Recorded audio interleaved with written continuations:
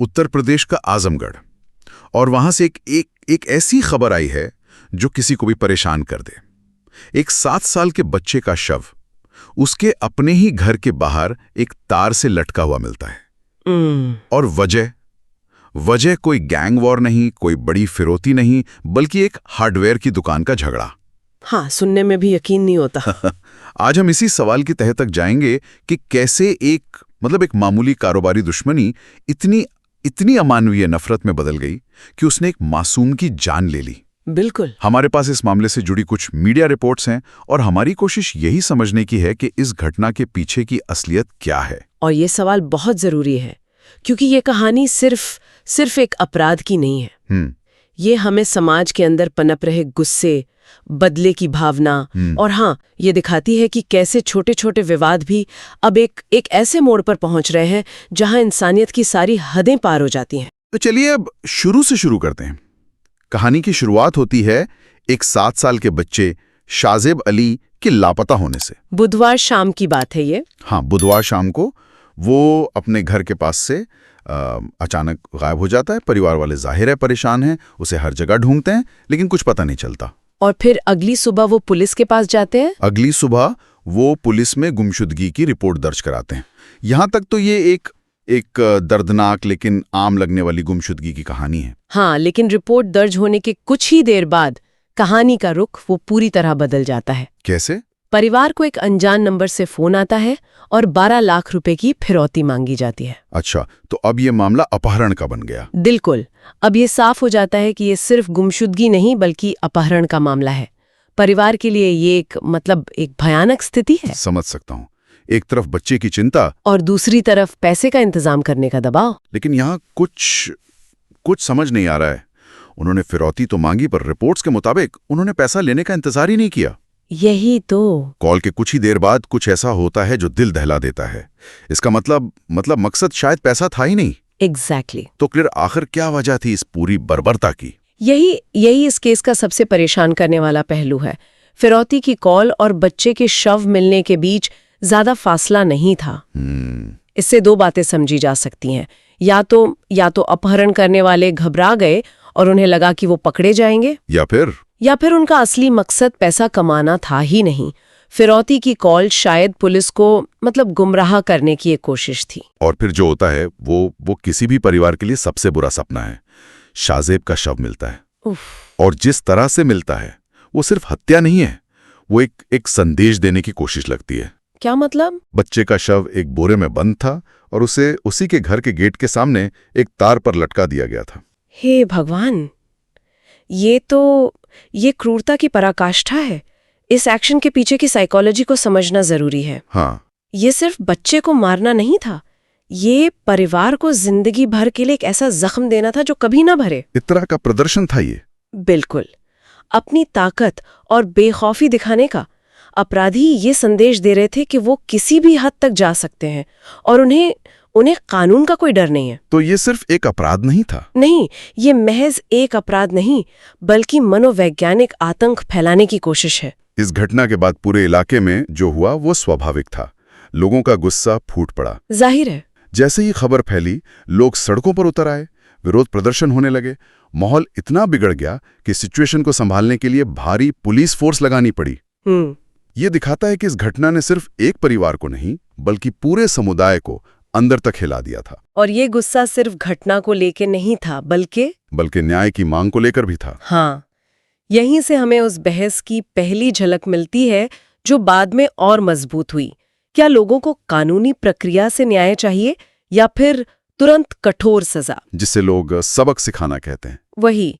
जब समाज में असुरक्षा की भावना इतनी बढ़ जाती है तो लोग अक्सर स्थापित प्रक्रियाओं से भरोसा खोने लगते हैं। इस पर हम आगे और बात करेंगे, लेकिन पहले उस सवाल पर वापस आते हैं जिसने मुझे सबसे ज्यादा उलझाया है कि आखिर क्यों? हाँ, आखिर क्यों? इतनी बेरहमी क्यों? पुलिस की जांच ने जब इस पहेली को सुलझाना शुरू किया तो जो वजह सामने आई वो इस कहानी को और भी ज्यादा बेतुका और दुखद बना देती है। जांच में पता चला कि ये किसी अनजान अपराधी का काम नहीं था। तो फिर कौन थे? शक की सुई सीधे पड़ोसियों पर गई। अच्छा। और वजह थी एक पुराना व्यापारिक विवाद। एक व्यापारिक विवाद? हाँ, दोनों परिवारों के बीच एक हार्डवेयर की दुकान को लेकर रंजिश चल रही थी। एक हार्डवेयर की दुकान। मैं सच में हैरान हूं, मतलब इतनी छोटी सी बात पर कोई किसी के बच्चे की जान कैसे ले सकता है? ये बात समझ से परे है। और यहाँ ये समझना जरूरी है क्या? कि छोटे शहरों और कस्बों में व्यावसायिक रंजिश सिर्फ पैसे का मामला नहीं होती। यह अक्सर इज्जत, सामाजिक रुतबे और वर्चस्व की लड़ाई बन जाती है। अच्छा। किसकी चलती है वाली बात। बिल्कुल। कौन ज्यादा ताकतवर है ये दिखाने की होड़ लग जाती है। और जब कानूनी रास्ते बंद या बहुत लंबे लगते हैं तो लोग इसे व्यक्तिगत दुश्मनी बना लेते हैं, जिसके नतीजे इतने भयानक हो सकते हैं। मतलब ये एक तरह की अना या ईगो की लड़ाई बन गई थी। बिल्कुल। और जब दुश्मनी इस स्तर पर पहुंच जाती है तो बदला लेने की भावना इंसान को अंधा कर देती है। ऐसे में विरोधी को सबसे ज्यादा चोट पहुंचाने का तरीका क्या हो सकता है?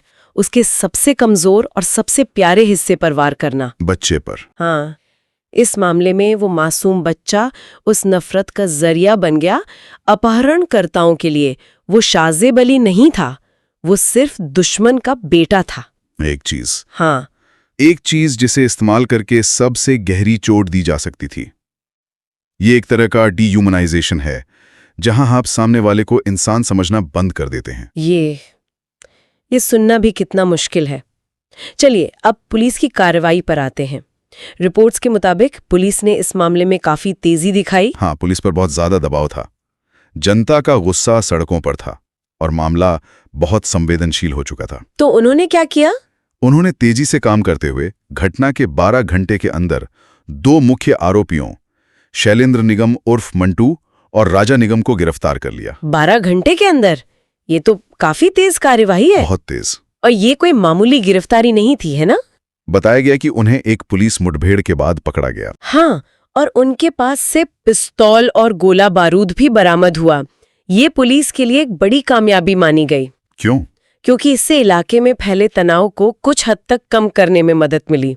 हाँ, त्वरित कार्रवाई से जनता का भरोसा सिस्टम में कुछ हद तक बहाल होता है। सच है, लेकिन यहाँ एक और पहलू है जिस पर गौर करना जरूरी है। वो क्या? मुठभेड़ में गिरफ्तारी। जब समाज का दबाव इतना ज्यादा होता है तो क्या इस तरह की कार्रवाई को हमेशा एक कामयाबी के तौर पर देखा जाना चाहिए? मतलब कुछ लोग इसे पुलिस की जल्दबाजी या एक्स्ट्रा जुडिशियल एक्शन के तौर पर भी देख सकते हैं। अच्छा। ये एक सवाल खड़ा करता है कि क्या न्याय देने की प्रक्रिया में हम तयशुदा कानूनी रास्तों से भटक रहे हैं सिर्फ इसलिए क्योंकि जनता तत्काल परिणाम चाहती है? ये एक बहुत जरूरी सवाल है, क्योंकि जब भीड़ न्याय की मांग करने लगती है तो पुलिस पर भी एक तरह का परफॉर्मेंस प्रेशर आ जाता है। बिल्कुल। में दिखाना होता है कि कुछ किया जा रहा है और तेजी से किया जा रहा है। खैर, आरोपी तो पकड़े गए, लेकिन कहानियां खत्म नहीं हुई। समाज की प्रतिक्रिया और उनकी मांगे, वो इस मामले का एक और अहम हिस्सा है। सही कहा। गिरफ्तारी सिर्फ पहला कदम था। इसके बाद जो हुआ वो दिखाता है कि समाज अब न्याय को किस नजर से देख रहा है। मुतरक्का परिवार, स्थानीय लोग और यहाँ तक कि कुछ राजनेता भी इस मामले में सख्त से सख्त कार्रवाई की मांग करने लगे। और उनकी मांगे सिर्फ फांसी तक सीमित नहीं थीं। नहीं, उनकी एक प्रमुख मांग थी कि दोषियों के घर गिराए जाएं। Bulldozer justice. हाँ, ये कॉन्सेप्ट आजकल बहुत सुनने में आता है। लोग एक ऐसा न्याय चाहते हैं जो न सिर्फ सजा दे बल्कि एक मिसाल भी कायम करे, एक ऐसा न्याय जो दिखे। और घर गिराने की ये मांग एक बहुत ही जटिल सामाजिक प्रतिक्रिया को दर्शाती है। इसके 2 पहलू हैं ना? हाँ बिल्कुल। एक तरफ ये लोगों के गहरे गुस्से और सिस्टम के प्रति उनकी हताशा का प्रतीक है। उन्हें लगता है कि अदालतों में केस सालों साल चलते हैं, तारीख पर तारीख। हाँ, तारीख पर तारीख पड़ती है और अंत में शायद सजा हो भी या ना हो, कोई गारंटी नहीं। इसलिए उन्हें इस तरह की फौरी कार्रवाई में एक तरह का त्वरित न्याय दिखता है जो अपराधियों में डर पैदा कर सके।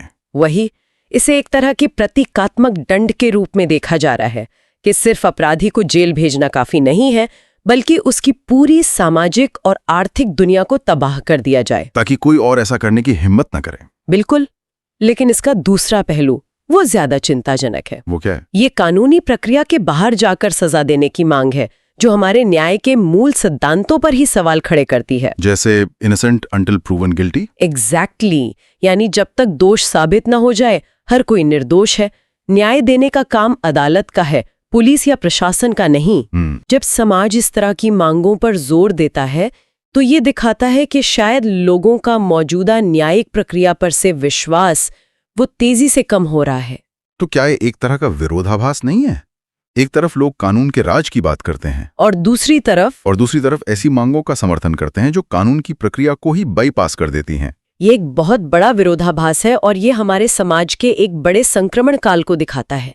लोग जस्टिस चाहते हैं, लेकिन जुडिशियल प्रोसेस पर धैर्य नहीं है। उन्हें रिजल्ट चाहिए, प्रोसीजर से मतलब नहीं। सही कहा।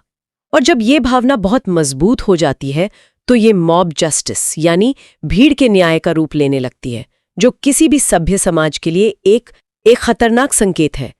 लेकिन परिवार और समाज का दुख और गुस्सा वो भी तो अपनी जगह बिल्कुल जायज है। बिल्कुल जायज है। किसी भी माँ बाप के लिए इससे बड़ा सदमा नहीं हो सकता। उनकी मांग है कि मामले में जल्द से जल्द न्याय हो, जो कि हर पीड़ित का अधिकार भी है। और शीघ्र न्याय की मांग बिल्कुल सही है। भारत की न्याय व्यवस्था की सबसे बड़ी समस्याओं में से एक मामलों का सालों साल खिंचना है। तो समाधान क्या है? ऐसे संवेदनशील मामलों में फास्ट ट्रैक कोर्ट के जरिए सुनवाई होनी चाहिए ताकि परिवार को समय पर इंसाफ मिल सके। अगर न्याय मिलने में दशकों लग जाए तो वो अपने मायने खो देता है। सही बात है। समय पर मिला न्याय ही समाज में कानून के राज की धारणा को मजबूत करता है। बिल्कुल। तो अगर हम इस पूरी बातचीत को समेटें तो आजमगढ़ की यह घटना एक बच्चे की दुखद मौत से कहीं ज्यादा गहरी है। ये दिखाती है कि कैसे एक मामूली कारोबारी रंजिश, जिसमें शायद थोड़ा अहंकार और सामाजिक वर्चस्व की लड़ाई भी शामिल थी, एक परिवार को हमेशा के लिए तबाह कर सकती है। सच है। हमने देखा कि कैसे पुलिस ने तेजी से कार्रवाई की, लेकिन उस कार्रवाई पर भी कुछ सवाल उठे। और सबसे बढ़कर हमने समाज में तत्काल और कठोर न्याय की एक बहुत प्रबल होती मांग को देखा। इस मामले ने यह भी दिखाया कि अपराध का तरीका और उसकी क्रूरता समाज पर कितना गहरा असर डालती है। हाँ। एक बच्चे को निशाना बनाना, फिरौती का नाटक करना और फिर शव को घर के बाहर लटका देना, ये सब अपराधियों की एक ऐसी मानसिकता को दिखाता है जहां उन्हें किसी चीज का डर नहीं है। ये समाज में कानून के इकबाल की कमी को भी दर्शाता है। बिल्कुल। और जब कानून का डर कम होता है और न्याय का इंतजार लंबा, तो समाज खुद न्याय करने के रास्ते खोजने लगता है, जो अक्सर बहुत खतरनाक होते हैं। ये वाकई में एक ऐसा मामला है जो हमें बहुत कुछ सोचने पर मजबूर करता है। उम्मीद है कि पीड़ित परिवार को जल्द और सही मायनों में न्याय मिलेगा। ये मामला हमारे सामने एक बहुत जरूरी सवाल छोड़ जाता है। क्या? जब समाज में शीघ्र न्याय और कठोर कार्रवाई की मांग इतनी प्रबल हो जाए, तो ये कानूनी प्रक्रिया और न्यायपालिका की निष्पक्षता को किस तरह प्रभावित करती है? और न्याय का असली मतलब क्या सिर्फ अपराधियों को सजा देना है, या उन सामाजिक और आर्थिक वजहों को भी समझना और दूर करना है जिनकी वजह से एक हार्डवेयर की दुकान का झगड़ा एक बच्चे की जान ले लेता है? ये एक ऐसा सवाल है जिस पर हम सभी को सोचना जरूरी है।